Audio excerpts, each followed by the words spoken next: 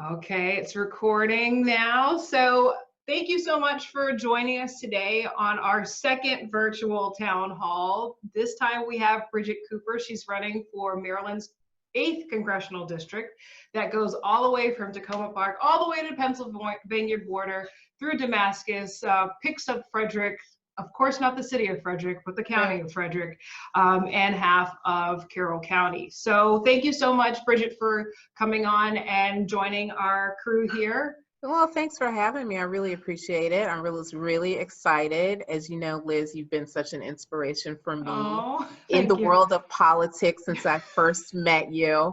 Right. When I sang for the Maryland Federation of Republican Women event. I guess it was a luncheon. Yeah, it was a moment ago, but we've been doing this for a minute. 2018. Yep, that was when I first ran for Congress.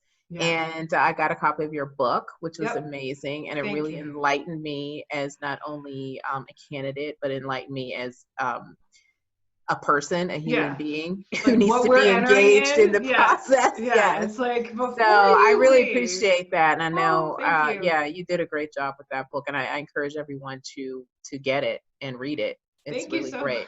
Yeah. It's the Born Again Republican book. Yes. I released the latest one last month called Becoming Born Again, about me coming to Christ November 30th. So it's a whole nother that's experience. Great. Yeah. So congratulations. Thank you. I'll have to get that one too. Exactly, right? So it's just all these things are happening and I'm like, what's this? I never thought that I'd be an evangelical. I never thought that I'd be a Republican. Never thought I'd be a conservative. Never thought I'd run for Congress, let alone 3 times. But God has a very interesting, path for you, and you just sort of follow it. So speaking of which, you're an opera singer by trade. Yes, is that right? Yes, I'm an opera singer. I started studying music seriously by the time I got to probably my senior year in college, which was actually kind of late for a lot of musicians, because by the time I got to college and majored in music, a lot of my musician friends, they had already been studying since 3rd grade. But for me, it was always something, even earlier. I mean, they had been studying forever. So even for me, it was always a matter of, I'd always been exposed to it. My mom was a classical singer. My dad always enjoyed classical music. They always kept it around. I was involved in the DC Youth Orchestra growing up. But I had horrible stage fright. So it wasn't until probably junior high when my junior high music teacher heard me sing, and she said, wow, I'd really like to give you a solo. She did that. She invited my parents, and they said, oh, there's something different. You need to come here. So that's when everything kind of started. But I was still kind of like, my mom wanted me to enjoy it more, just to make sure it's something I wanted to do, not because she was an opera singer or not because my dad wanted, and my dad was an attorney, so he would have loved for me to go into music, but into law, but he, definitely thought that music would, he wanted to encourage those things, the talents that I naturally had. Right. So that's what I did. I majored in music. I was, ECU's Alumni of the Year, and I've toured with several opera companies and Broadway musicals. I came back to the DC area and settled in probably about 2004, and then I stopped touring then, but mostly did more classical recitals and concert series. So that's very different than when you tour, because when you tour, you give your life away for like 6 months at a time, then you sign a new contract. So you can't, there's no settling down really. But when you do more like recitals or just do specific operas, you can go in, your music, you go in for the rehearsal period, you go in for the performance period, and then you're gone, you go home. Right. So that's pretty much what that was. And it wasn't until recent years, probably about 3 years ago, where I started really becoming more involved in politics. And I'd always been engaged, even in high school, even in college, student government, all of that.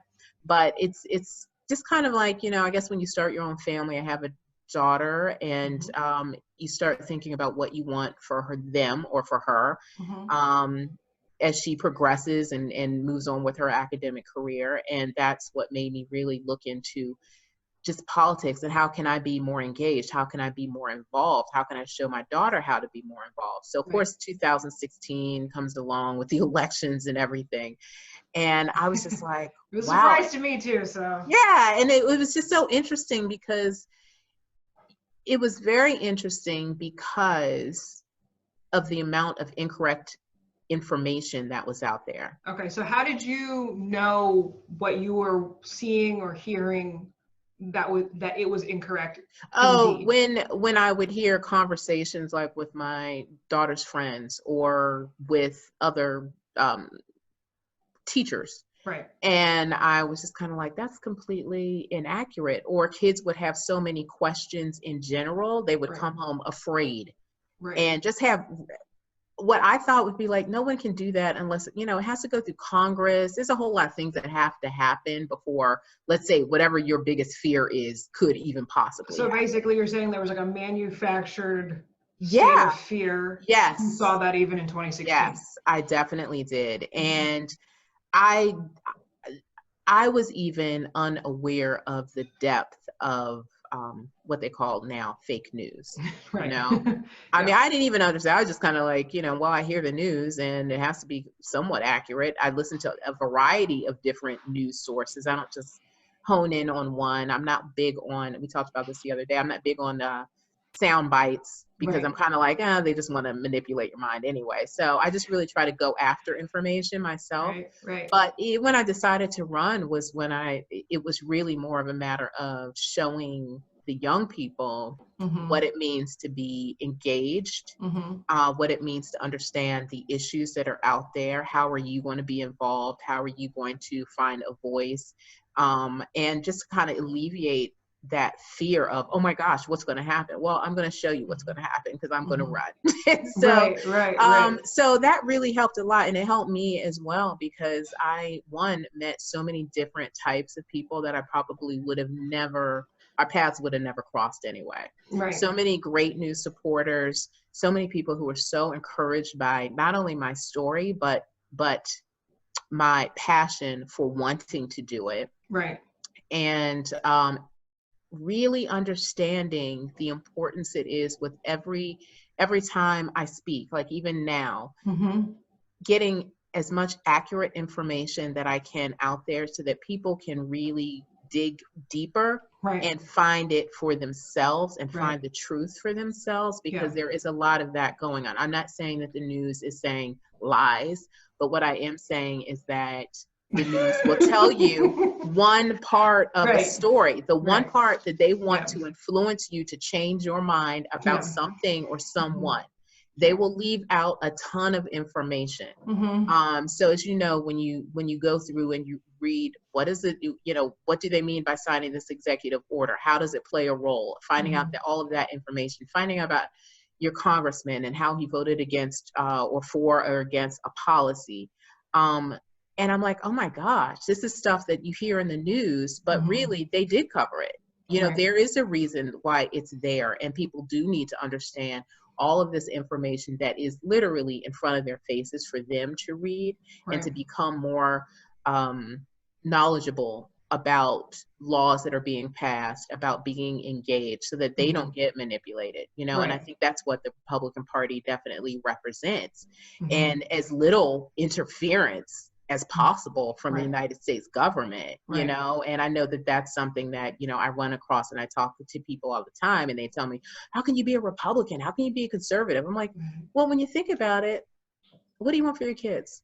Right. You're telling me you have a problem with the way government interferes and they're not transparent, when really that's one of the philosophies of the Republican Party. And, to have as little interference as possible, to encourage free enterprise, to encourage people to kind of, pull yourself up from your bootstraps and use the resources that you have and go after it. I mean, there's no limitations, which is what I love. Freedom and liberty. Yeah, exactly. And people just seem to not really understand that. But the more and more I talk to people and talk to them about the philosophy of what it means to be conservative, you know, I think that changes a lot of people's minds. It was very different in 2016 or 2018 when I ran the first time, Right. definitely. People. So you think it's easier now to make the case in 2020? I think people are more open now, and they have started, I think everybody across the board has really, whether they want to admit it or not. You know, President Trump had a point when he talked about fake news. So I really think people are starting to understand, well, wait, he was kind of right about this. Right. So I think now it's more, people didn't even want to hear what I had to say. If you were not a Republican, you didn't want to hear it. Right. But now it's more like, what do you have to say? Okay. Well, you know, good. so I like that. And I like that conversation is starting to happen now. People don't feel as threatened. People are starting to understand that, people are just starting to understand now what the philosophy means as it plays a role in everyday life. Right. You know? And so you're actually on some sort of, you know, difficult turf here in like the DC metro area. Montgomery County is sort of the seat of the progressive bubble. So do you personally, sometimes it was like really hard to have those conversations because it was like, but you want to shake people awake. You're like, what are you talking about? Like, free your mind, you know? And it can be very exhausting. So do you have any sort of tricks of the trade, or do you just avoid certain conversations altogether? Like, what do you? No, I don't avoid conversations at all. I encourage it, because that's the only way you're going to help people to either understand. Right. And for me as a politician, I also want to understand how people think as well. Right. And what's on their minds, you know, so I can't be closed off, just like I wouldn't want anyone else to be closed off to me. Yeah. So it's not necessarily closed off, but it's like, I got sort of exhausted about hearing the exact same sound bites. Oh, yeah. And for me, it was like, it's a scary thing to witness, you know? And so I was like, this is so creepy. Like, this person has no idea that they are regurgitating something that someone 5 minutes ago just said to me. And they don't know that their minds are being controlled. And I think that if it weren't for me being more, you know, faith-based, and thinking it's just like, you know, individual people talking to one another and not understanding how many different layers are in play, that I probably would have given up years ago, because it's so, I felt like in Montgomery, it's like it's so entrenched, you know. But you were saying that you're traveling up to also Frederick and Carroll counties. How are things there this year, or even a couple of years ago when you were running? Well, things are pretty much, I've always run into very friendly people no matter what. I think as you know, when you go into Carroll County and Frederick County, there seems to be more Republicans there. The hard work in Montgomery County was showing people who were staunch Democrats and liberals and socialists, who engaging them in a conversation where they could still want to listen. And that was where I had to really get in there. And I guess I was successful, because I had a strong showing for 2018, which is good. I mean, I didn't go through the general, but you know, it was a very strong showing. So that meant that people were really listening to what I had to say. And I also never said, you know, I also never felt like I had to talk to someone like, I'm right, you're wrong. I would, when they asked me a question, I would answer it, and then I would ask them again, well, what do you think about it? Oh, really? And then try to have some sort of something that made sense for them. Just like we were talking earlier about, you know, the freedom that I feel definitely with the Republican Party and being a conservative. And isn't that what people want in general? You know, people don't want so much interference from the government. People do want to feel like that they are able to compete in business and be successful as they can. Right. So those were the important conversations I had since 2018 and now in Carroll County and Frederick County. I still feel like those really good conversations are happening. I do something when I go to speak to people. It hasn't been recently because of the events. Yeah, right. But I have this really fun activity, call it the teacher in me. But, you know, part of my platform is restoring the American dream. Okay. Which to me can be convoluted. It can go away and then come back. But people seem to have lost sight of what their American dream is, no matter where you are. Like if you've come over here from another country or maybe you're first generation. But what is your American dream? And so every time I go speak, I always take my little index cards and I arrive early and I always ask, you know, I'd like you to take a moment and you don't have to share with me personally. You don't have to verbalize it, but I'd love for you to write down what your American dream is. And it doesn't have to be anybody else's. It's just yours. What does it mean to accomplish the American dream?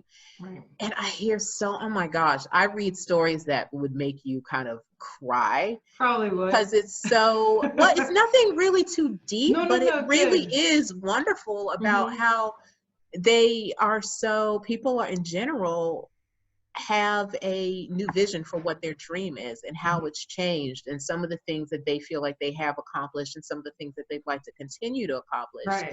And that, I mean, like take for example, you, I mean, you have already had a full career of being you have performed, you have traveled as an opera singer. Like that is one huge dream. Then being a mom and then being a teacher and then being, you know, a candidate for Congress. It's like, that's why I get so angry about the notion that, for example, like we as people of color and women are so downtrodden. I'm like, what are you talking about? You know what I mean? It's like, what planet do you live on? Well, not only what planet you live on, it's like, you know, because of how I was raised, it's like, I'm not going to allow someone who I've never met before in my life try to define me in such a caustic way when it's like, no, like I have to reject it. Like that's sort of where I might be a little bit more, have an allergic reaction to that mentality because I know how,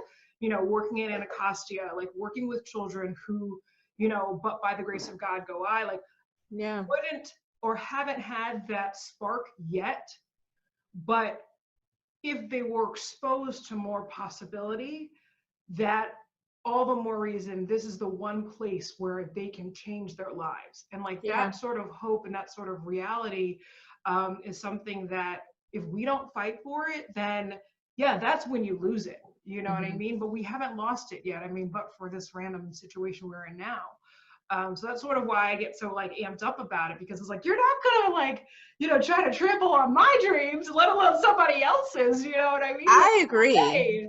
I agree with that. And one of the things, you know, I was new teacher of the year. I spent several years as an educator. Oh, good. And I wanted to take that gift of music and be able to share it with students in areas where I knew that they wouldn't get a lot of exposure to no fault of their own. So they weren't financial, whatever it is, but I definitely wanted to reach out to those communities and engage with the kids so that they could see that there's so much more in the world that outside of their backyard, outside of what they see immediately, and that it will change their lives. So, you know, when I was teaching, I was outstanding teacher of the year, new teacher of the year, and that had never happened before with a music educator, because it had always been like these other academic subjects. Right. And it was so funny because people were like, well, what did you do? And I said, you know, I just engaged the kids. I wanted them, I made sure that every child had an opportunity to do something in the arts, which would create a spark as far as making sure that they understood that there are other careers. You don't have to be on the stage. You could be a producer, a director. Sound tech, everything. So that was really important to me. And that's when I think, speaking to your point, that it's very important for kids for people in general, and especially I think women of color, that you don't get locked into this one thing of what people think you are. Right. And that's that is one thing that I try to speak to whenever I go talk to someone, or even now I take this opportunity, because being a woman of color, and especially, you know, my dad and his family are from the Bahamas. So it's very different being raised in that type of household, as far as, you know, my mom's African American, but it's very different.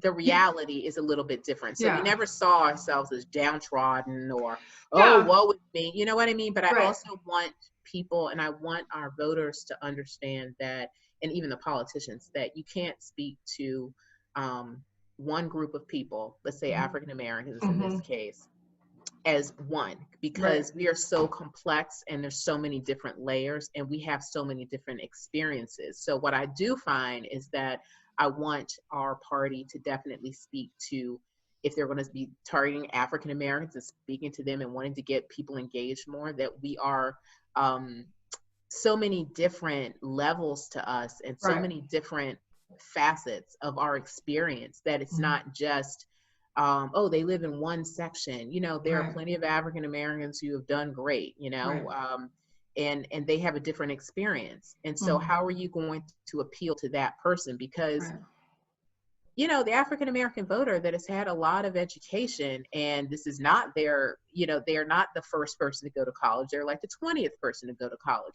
That is going to be a very different conversation than what you have with someone who, you know, maybe it's the first person that, you know, started going to college or something. And I think that, like, that's what sometimes I feel like we have to really kind of get out of, you know? And I think that unfortunately the terminology, the word Republican has become so, like, from my experience, I kind of wish that I had written born again conservative as opposed to born again Republican, because sometimes I feel like the Republican Party is not as what's the word? It's not as hungry, or is not as sort of wanting to fight for it as I would like, as a former Democrat, knowing how difficult and how toxic that former party was or is. You know, I kind of, you know, came to the Republican Party, not like Pollyanna, but I was sort of so excited by the values and how welcoming the grassroots fighters are. Like, the freedom fighters on the ground are so beautiful and so amazing and so loving and so supportive. And, you know, like, this is all throughout 2016, 17, 18, 19, 20.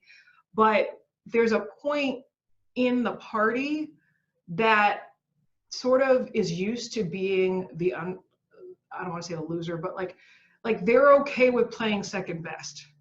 And my take on that is, the country will be lost, our society will be lost, our children will be lost, our families are already lost, our marriages are already, you know, destroyed, because our values have not been fought for. And it just happens to be that because we have a two-party system, the Republican Party is the one that we're supposed to champion these values through, knowing full well that the Democratic Party literally is full-on atheist. And so, like, I get very frustrated by, you know, having this immense love and appreciation for my fellow Republicans and fellow Americans, even conservatives that are stuck in the Democratic Party. They are there. But knowing that there is a sort of ceiling, that even all the great strides we've done as a community, they're not willing to let go of that, you know, mediocrity. And I hate to say, like, that's a very strong term, but it's like, you know, we need to be stronger. We need to be more aggressive / assertive when it comes to, you know, championing our values, because it's not, it is life and death. Like, literally life and death now. And just being candidates for Congress is another platform that I commend you for running again, because you know, it does add a sense of, you know, like, you're not just doing this just to put your name on the ballot, you know what I mean? And some people do put their names on the ballot, more power to them. But, you're committed to the same congressional district. Congratulations. Oh, yeah. Well, I mean, like, think about it. Like, if I had ran for District 2, I would be running against 3 or 4 people that, I know that they would be perfectly fine as being our nominees in District 2. Mm-hmm. Like, I personally wouldn't want to run against you in District 8, and District 7 was different because Elijah Cummings passed away. So, like, they're sort of all, because I was already campaigning in 2014 across the state with the former governor's race in like the Brown-Ullman race as a Democrat. Yeah. I was already sort of connecting with multiple parts of the state that, running for Congress was sort of like a way to still be involved with multiple jurisdictions. Yeah. Because once you start sort of stretching yourself, we would go from like, one day we'd have to be in Annapolis and then go to the Eastern Shore and then get over to Frederick and then, come over, take pictures in Catonsville. And you're like, okay, we're going to make it happen, and I loved that. But I also, because of that experience, it's like so many Marylanders crave for better representation. Yeah. And because we get to offer it to them, that's why it's like, it's that much more important for people like us to sort of be like, okay, well, we're going to fight for it again and again if we have to. And I'm glad you bring up that point, because one of the questions that I always get is definitely, what are some of the issues that are important to you? Mm-hmm. And then also, how are you going to step up to the plate, so to speak, in ways that our current congressperson who represents District 8 isn't? And, it's not to throw anyone like under the bus. I'll throw one under the bus. I'll throw him under the bus for you. I mean, honestly, when you really look at at the position, I know you are. When you look at the position as a whole, it's pretty much a thankless job. Anyone who runs for Congress, I mean, it's a whole lot of stuff you have to take. Right. So I commend everyone and anyone who is either representing a district right now or whoever is running us. Yay.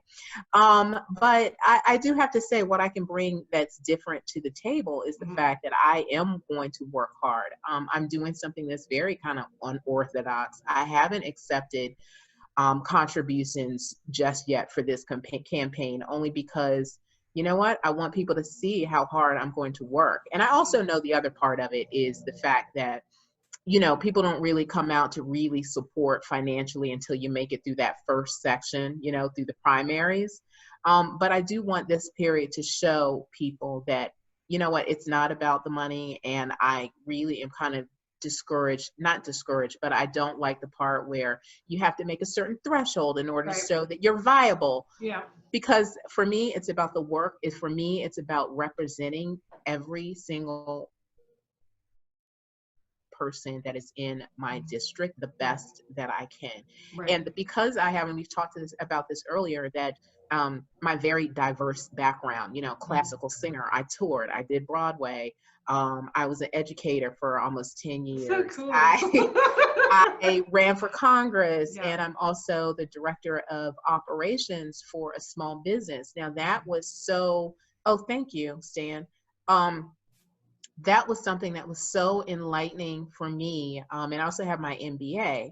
But it's so enlightening for me because I get to see the other side, not only, and I've been through difficult times as well. So I know from top to bottom what it feels like as the sole provider in your family. I understand what it feels like to be a single mom. I understand what it's like to be a married person and trying to come together to support a family. I understand what it means to be married to a veteran. I understand what it means to have those issues as a veteran. I'm not a veteran, but my ex-husband was a veteran, and we went through it all the time with the Veterans Association. So what I can do, and what makes me very different and unique, is that I can speak to every last, I think, person that is out there in my district, from every aspect of life. I mean, being an operations person in a small business, I get to see how small businesses are struggling. I get to see up front what can be done for small businesses, the support that they need in not only the county, but nationwide, changes that have to be implemented, how to draw business.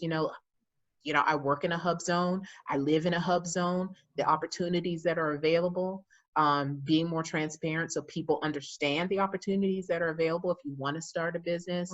I understand the impact that the Affordable Health Care Act had on small businesses. Now, before, when I could not get insurance for myself or my daughter, and I had to pick one, and usually it was her, I went without insurance for a lot of times. And then affordable health care comes along and I'm like, okay, great. We can both get on it. Great. So I was like, oh, this is awesome. This is so great. And it worked well for me. But then the other side of it, we're seeing the businesses fold because of how it was. And so that's the part that I can really, and I've learned some lessons and I can really speak to, and that makes me so different. And I'm not saying that just because you haven't struggled, you don't understand. No, I'm not saying that at all, because I don't think you're supposed to have to struggle all the time. I do think that because of the situations I've been in, that I can empathize with every person, and I am the best candidate in order to understand what that means to facilitate something that has to get done. And it doesn't, and go ahead, sorry. No, that word, right when you said empathize, the word that was in my brain was like, it's empathy, and it's either empathy or sympathy, either you've gone through it or you have that sympathy. And people say, okay, what's the difference between being a woman or being a person of color and all this different stuff? It's like, people of empathy are everywhere, but people, like average citizens, look to our leaders, our representatives, or whatever you want to call it, our public servants, and have noticed the lack of empathy. Regardless of what gender or what race you are, it's that bureaucracy, it's the authoritarian nature of what our government has turned into. And so when you meet candidates who are so like energetic and so like the spirit is so powerful, like you can sense it, that is what, that's probably one of the reasons why I still run, because if there weren't a void, I could be doing we all could be doing something else, right? Being an MBA, like you kind of see that there's a need there, and that you can offer this service or this product, if you will, to solve things. This is sort of what we've been trained to do. And wouldn't it be great if Maryland was represented in that higher level, whether it's through Congress or within and across the state? Because what we have now, again, like by the grace of God, like that's great that they're in those positions, but I know how manipulated every single one of the Democratic Party positions have been, because I've been in those rooms. It's not the best candidate or the best person that's nominated and then supported. It really, really isn't. And I think the community suffers because a lot of these, let's just be honest, men have been chosen to be that person. Like Chris Van Hollen, for example, when I was in Montgomery, he was District 8, then now our US Senator.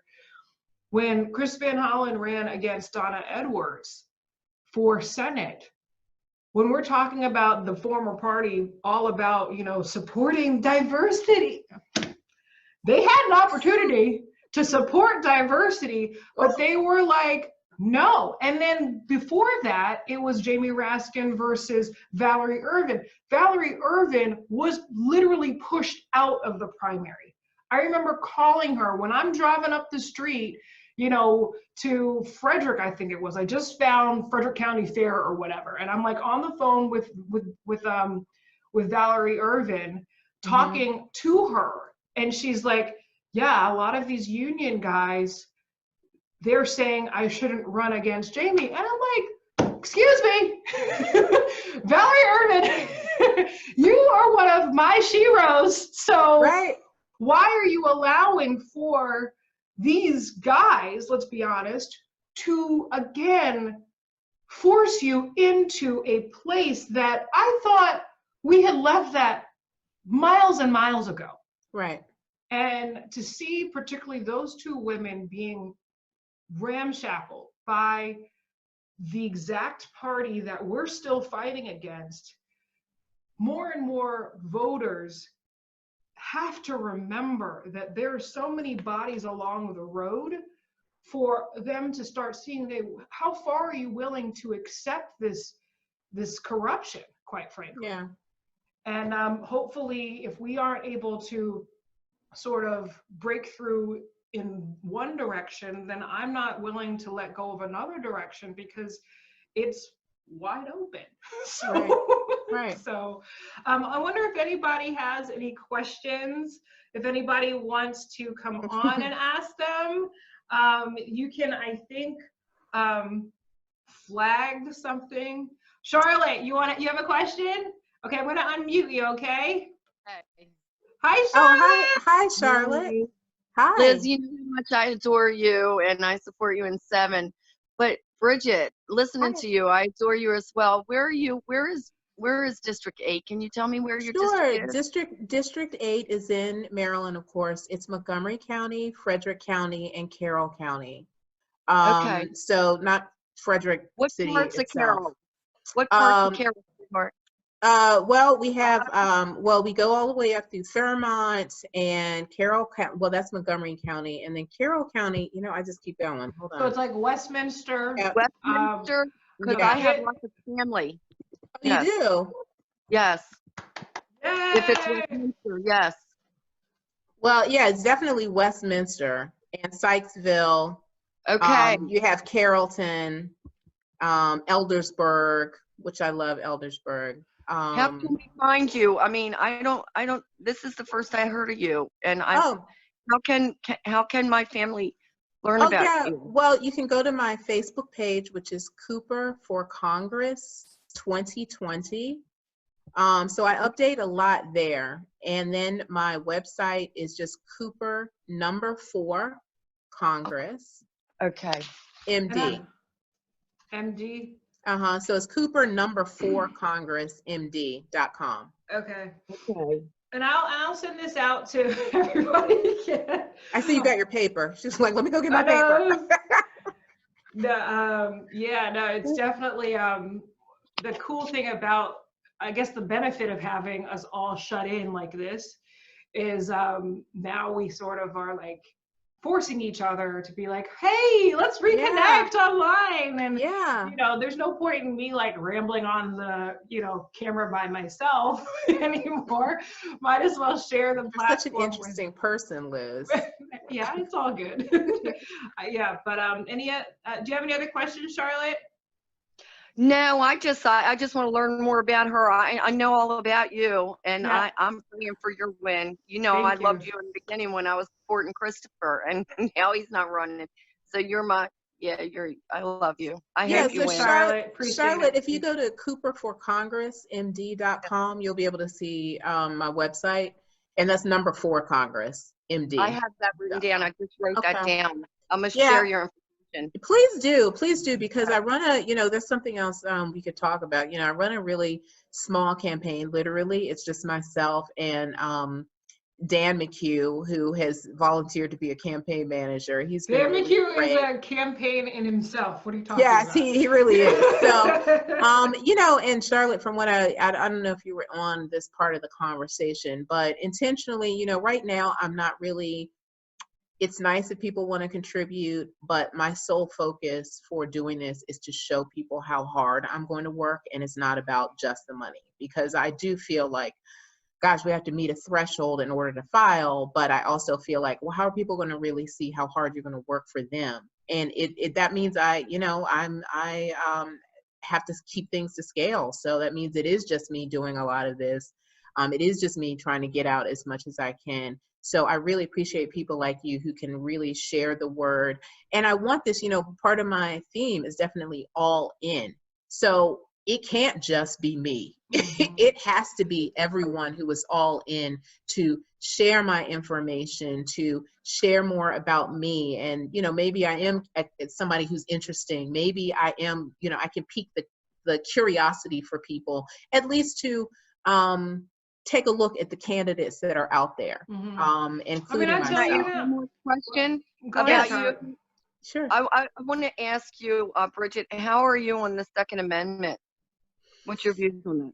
Oh, well, it definitely needs to be protected, but I also think that I also think that we both parties have to get to a place where they're listening to each other, because the answer is not going to be if the Republicans have this answer or the Democrats think they have the answer. It really is going to be from the gun holders themselves to say, this is what makes sense. This is what doesn't make sense. But it needs to be protected. And I do, honestly, after researching this for so many years, that is the one thing that really is missing to me, where people who are responsible gun owners and understand what that responsibility means, they're not being heard, because those are the ones that are going to make the most sense. Right. You know, well, here's what it means to be responsible. Here's how it needs to play a role.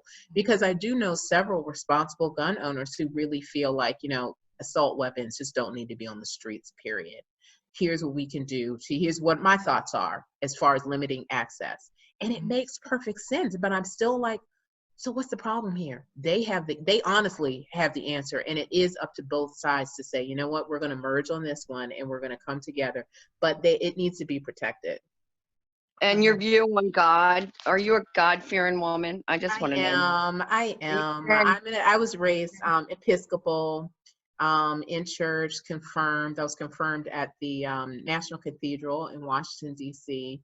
I belong to Trinity Episcopal Church and also Christ Episcopal Church in Miami when I go visit. My dad's family, like I said before, is from the Bahamas, and I have like 3 Episcopal priests in my family, 2 of which are deceased. One has a church transfiguration in Miami, Florida. So yes, it plays a major role, and even in education and educating my daughter, I feel like I definitely think that one of the things, and it's unfortunate that public school system can't explore that option, as far as, you know, we need to have something in schools. If it's not going to be faith and teaching about that and the importance and the value of it, it needs to be character development or something. But I do find that there is a place for it, and it's important. And I find that that's one of the reasons why, you know, I've chosen to make sure that that my daughter also understands the importance of it, just like my dad did for me, you know? Yeah. Did that answer your question, Charlotte? Yes, and I so appreciate you running, because I love to see Black, I mean, I'm just going to be straight. I love to see Black women that are strong enough to come out in support of the Republican Party and make a change. Thank you so much. And that means so much to me, because even in 2008, when I ran the first time, I mean, this was a very different time too in 2018. People thought I was nuts going up against Jamie Raskin. People were like, what? Every African-American conservative person, I'm telling you, they went underground. I couldn't find one until I would say, like, in a conversation, they're like, oh, you know what? I'm a Republican too. And I'm like, what's the secret? Why is it such a secret now? But now with this, you know, 2020 now, I mean, it's so nice to see other women of color who are coming out and being like, you know what, wait a minute. There's nothing wrong with me saying what? It was hard for me as a white woman to come out, because I was a Democrat all my life, and Obama was a second-time voter. So I'm a walk away from the Democrat Party. Wow. Did you read Liz's book? No, but you got to read that book. It's so good. Is it? Is it? I'm gonna have to. It speaks to that. It's really good. Thank you, Bridgette. Really quick, thank you, Charlotte. Stan actually asked a question. Thanks for hanging in there, Stan. Yeah. On the chat about HB1 visas, or like visas that are held by foreign either students or foreign nationals that have jobs here or in school. And he's wondering if HB1, yes. If people are going to be returned back. I personally think that I guess they'll be on hold, because if they are going to be sent back, they're not going to be able to come back for months, if not a year. I think if it were up to me, I would allow it to be institution to institution. If institutions like universities have the means to keep them on campus because they don't have a, they don't have a hometown to go to here in the United States, because a lot of those agreements are for a certain period of time. The students, like for example at university, they're still in school. They might have shifted to pass-fail scenarios. If they are either younger or if they are working for companies, are the companies large enough that they're working still? Then if they're working still and providing the service, then they are allowed to stay. Now, if those schools close or when those schools close, that's the question as to where those individuals will be. If they are sent back to, say, for instance, I don't know, Japan, as a random thought, they're probably not going to be able to come back to the country for quite some time. Right. But from what I understand, those visas are agreements for a particular time and activity. What is your take? Well, my take on this is I was just in a conference with a call with the Bahamas association that I belong to. Okay. And we talked about the same thing, about how the borders to the Bahamas are now closed, as with many other countries. So people who are actually, maybe they were supposed to report back to the Bahamas, they are now still, in place of whatever country where they are. Okay. So I do know that there are a couple of things that are on the table. So one, they have to definitely let the embassy know where their whereabouts are. The embassy will direct them as to what to do next regarding reporting.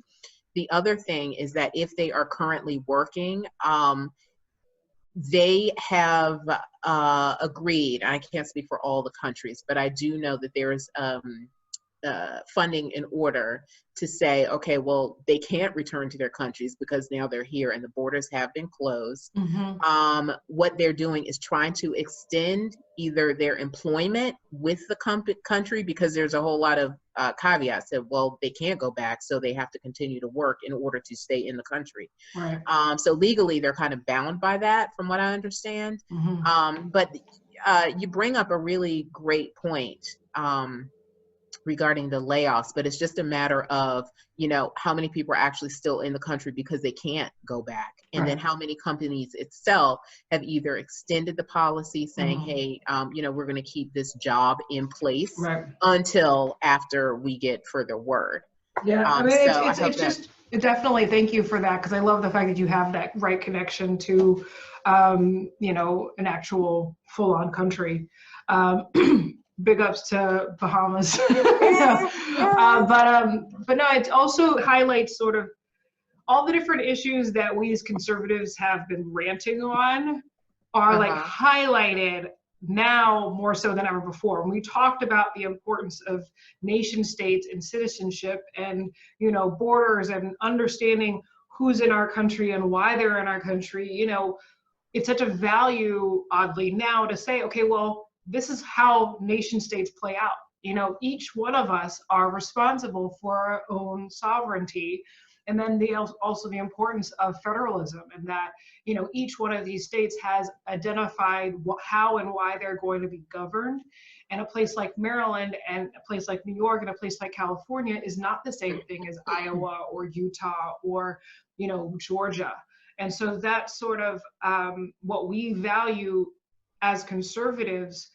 That, and of course, as Charlotte mentioned, the Second Amendment, that's what we've been talking about. Like, when you need to defend yourself, you have the right to, duh. Yeah. It's like, so I think, for better or worse, nobody wants this time, but this is a beautiful time for us to remind ourselves and remind each other about what our values are as citizens, as American citizens, and also as children of God and believers, because there's a reason why we have spirituality. I think every day, like, if I were just a person who's like, it's just me, just one and done, that's all I have is my life, that's all I have. And it's like, wow, like, how finite is that? How sort of sad would it be if I didn't have a higher relationship or had a connection to the church, you know? And the fact that our churches are closed and our synagogues are closed, physically they're closed, but because of that physical nature, I think sort of the Spirit of God is like allowing us to elevate and reach out to one another through, whether it's online, whether it's through calls, whether it's through prayer, all those different things will not stop us from making sure that, you know, that the fold is still in, the flock is still in the fold, you know? That's really important. Yeah. To the people, man. Yes. So anybody else have any other questions, or if you have any last points you want to make, Bridgette? Yeah, I mean, we talked about this a little bit earlier. One of my next things that I really want to work towards right now is digging a little deeper into the unions here in District 8. And if you don't know, the unions here at grocery store workers basically have a union. So what I have, you know, I've always talked to a lot of different grocery stores because I'm in the grocery store all the time.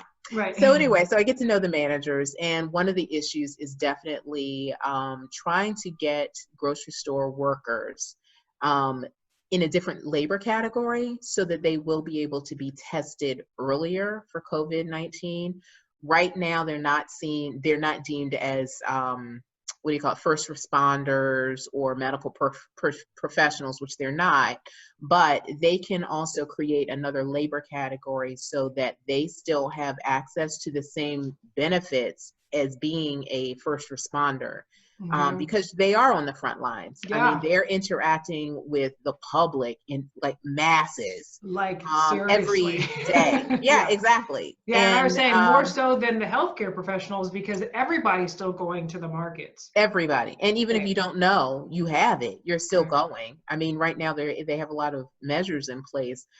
So the grocery stores that I've been into, all the way from literally Carroll County, Frederick County, to here in Montgomery County, they're doing a great job overall. I can tell you that some of the Walmarts that I've been into, I've actually taken gloves with me so that I can give them to the workers, so that I'm like, no, you need to have these gloves. And I know that the procedures are in place, but it's a matter of really reminding these young people that they're not invincible. And taking a moment to say, you know, I care about you. I want, you know, this is serious. I want you to put them on. And they're so sweet. They're like, yes, ma'am. Okay, ma'am. So they'll do it. But that says, I also want to go a step further in making sure that they, who are providing all of these necessary and essential goods for the public, you know, and they've agreed to stay open to prevent, you know, mass hysteria. But that they're protected as well. And if that protection comes in the form of, let's create a different labor category so that they can get tested earlier, so that they're not lingering around. I mean, then you have the whole issue of, well, wait a minute, what happens if they're sick and they don't know it, but yet they're still working around food, you know? So that's something that I'm definitely looking into. I have a call out to a couple of the unions today. And they thought it was a great question and they're looking into it. So I really want to make sure thank you, Greg. So I want to make sure that we're on top of that. And you heard it here first. If Jamie Raskin decides to do this, you know, I came up with this idea first. He's not going to, believe me, unless the gods and goddesses of the unions say jump, he will not jump. But no, I appreciate you, and I appreciate your efforts. I personally think that people should financially support their candidates who they want to support, because it's not just the individuals, it's trying to get that message out there to more and more voters, whether it's more palm cards, whether it's, you know, doing so advertising, needed. all of that. All of it does cost. And so, you know, I think that it's perfectly fine to have someone identify the 1, 2, 3 things that you need for your campaign to get your message out there, because, you know, now that our primary is shifted to June 2nd, we have a little bit more time to reach out and to connect to more voters. So whether it's platforms like this costs $20 however many months, you know, it's not cheap in order for us to, make sure we have a legit connection, I That's opted for the not free one, because like if you were on the free That's true. version, the connection would be restricted. Mhm. So things like that are important, especially to support the candidacies that we think would help represent us better and more fully in Congress. So I thank you, Charlotte is shaking her head. Thank you, Charlotte. Bridgette, thank you, Angela, Thank you, Margaret, Angela. Marcus, and Cynthia. I think Greg was on there. Stan, was on I there. see Stan's comment. Yeah, And thank awesome. you.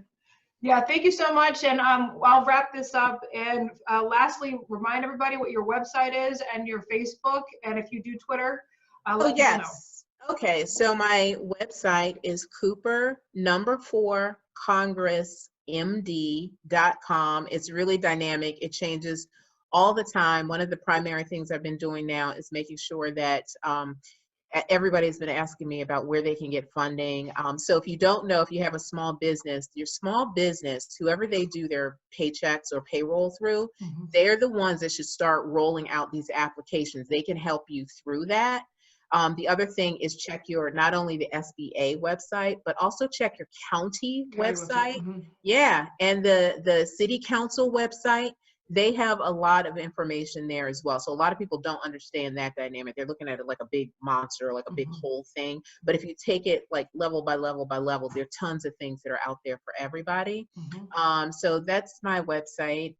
Facebook is Cooper, F-O-R Congress, Cooper for Congress 2020. There's one there for 2018, but this is 2020. Oh, gosh. Like 2020. Yeah. And then my Instagram page, which I really like Instagram as well. That's Cooper #4 Congress MD.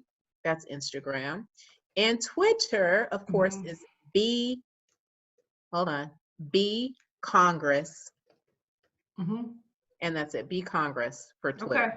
Pretty sure. All righty. All right. Thank you all for joining everyone. in. This was fun. Thank you. you. God bless you, and stay strong, stay safe, stay healthy, and stay in good spirits. Oh, I have one more thing, if you don't mind. Go ahead.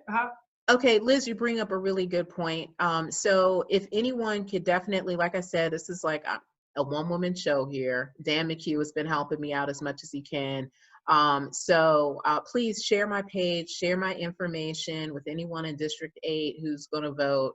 Have them email me. They can call me. Like my phone number's on Instagram. They were like, "You're crazy," and I'm like, "Hey." They call me for lots of different things. So anyway, so please share that information with them. Like I said, I want to show people how much I'm going to work for them. I want people to take the time to get to know me. This is all in. I can't do all the work by myself. It has to be everybody is invested and everybody feels empowered through what I'm going to do to represent you as a congresswoman. Yeah, well, thank you so much. And thank you for door knocking with me, by the way. I really appreciate that too. That was a lot of fun. Thank you. And God bless you, okay? Thank you. All right. Bye. Bye-bye.